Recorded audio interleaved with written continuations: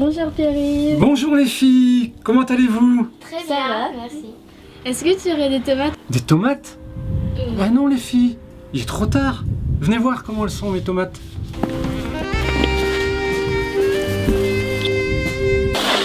Oula. C'est ça des tomates. Je pense pas qu'on pourra faire une très belle salade avec ça. Je dis, il est trop tard. C'est plus ce qu'on fait maintenant, hein. Tomate. Il reste encore 2-3 petites tomates. Tu peux en manger une si tu veux. Vous voyez, mes tomates, elles sont vraiment en fin de vie là. Et puis elles ont terminé par un peu de maladie. Alors c'est parce que c'est plus la période du tout, la tomate. Par contre, il y a plein de choses à faire au jardin. Alors je vais vous proposer d'aller voir là-bas. On va aller voir tout ce qui est à préparer pour l'hiver.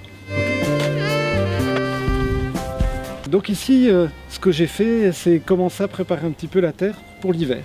Bah y a rien. Et il n'y a rien, exactement. Alors j'ai déjà enlevé toutes les herbes adventices. Tu sais ce que c'est une herbe adventice? Alors une herbe adventice, c'est une herbe qui pousse là où on ne l'a pas semée, simplement. Donc une mauvaise herbe. C'est ce qu'on appelle communément une mauvaise herbe. Mais tu verras à l'avenir qu'elle n'a rien de mauvais, cette herbe qui pousse. Juste qu'elle n'est pas là où il faut, simplement. Alors, donc premier ouvrage, je vais d'abord enlever toutes ces herbes qui ont poussé là où il fallait pas. C'est déjà un peu ce que j'ai fait tout à l'heure. Donc tu vois qu'ici la terre est déjà un petit peu travaillée, simplement, tout doucement. On est en automne et du coup il faut pas trop la retourner quand même. Ok? Pourquoi? Parce qu'elle est trop humide. Et si on la retourne trop, après, si on marche dessus, quoi, elle va vraiment se tasser, se compresser et elle va plus être aérée. Et la terre, comme nous, elle a besoin d'air. Voilà, donc j'ai utilisé cet outil tout à l'heure. Qu'est-ce qu'ils veulent essayer? Je vais bien essayer. Toi, Sarah, tiens. Voilà.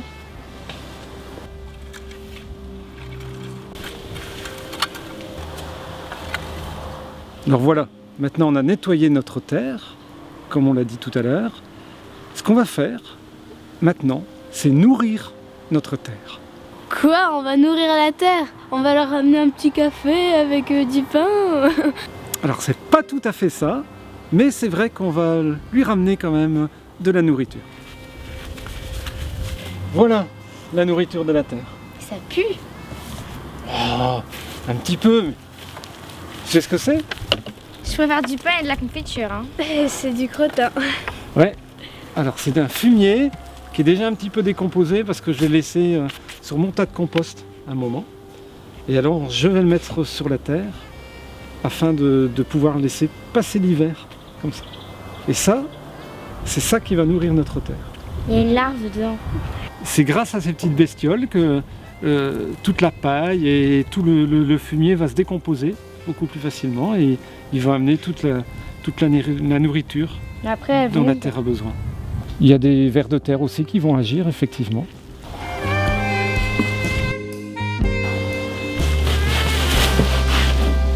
Il nous reste encore deux petites choses à faire. La première, c'est de tout étendre.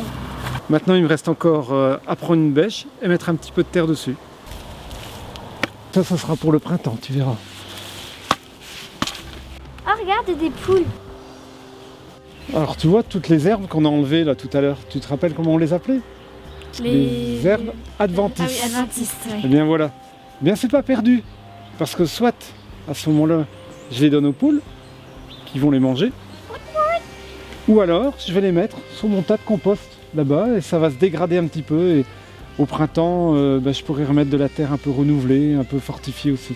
Ça fait de l'engrais. Ça fait de l'engrais, tout à fait.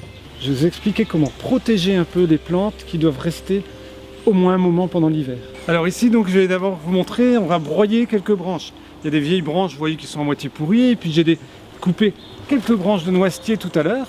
Alors, on va allumer la machine, attention aux oreilles.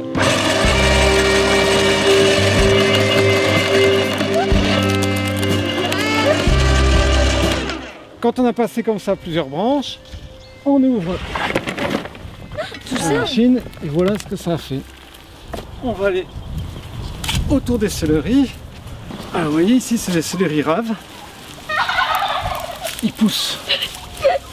C'est la boule qui va pousser, mais elle pourra rester un petit peu là au début de l'hiver. Et pour protéger, si jamais il y a quelques gelées, on va mettre un petit peu de bois autour.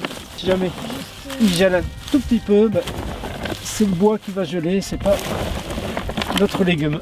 Alors vous voyez, la terre en fait, pendant toute la bonne saison, là, l'été, quand on récupère des légumes, etc., on puise chez elle pas mal d'énergie. Hein, on utilise toute sa nourriture, etc., pour faire grossir des plantes, pour les fruits, les légumes, pour dire de nous donner à nous à manger. Et il arrive un temps où, c'est un petit peu comme dans notre vie, il arrive un temps où finalement on est parfois épuisé, on est fatigué, on a besoin d'être ressourcé. Eh bien la terre, elle a besoin aussi d'être ressourcée. Elle a besoin d'un moment de calme et de reprendre des forces en quelque sorte. On lui a donné à manger, on lui a donné quelque chose qui elle, va lui permettre de reprendre vraiment toute sa vigueur et de pouvoir reporter des fruits par la suite. Dans nos vies, c'est un peu comme ça. Parfois, on a des moments de mou, hein, Naomi? Parfois, voilà, on est un petit peu fatigué, on en a marre, on a l'impression qu'il n'y a rien qui bouge.